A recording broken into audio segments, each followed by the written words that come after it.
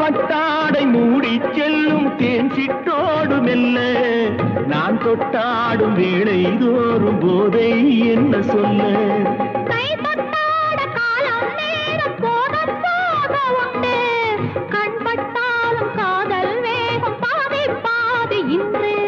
பள்ளிக்கூடம் போகலாம் பக்கம் ஓடிவா பள்ளிக்கூடம் போகலாம் பக்கம் ஓடிவா பாடம் பெறும் காலங்கள் சுவையல்லவோ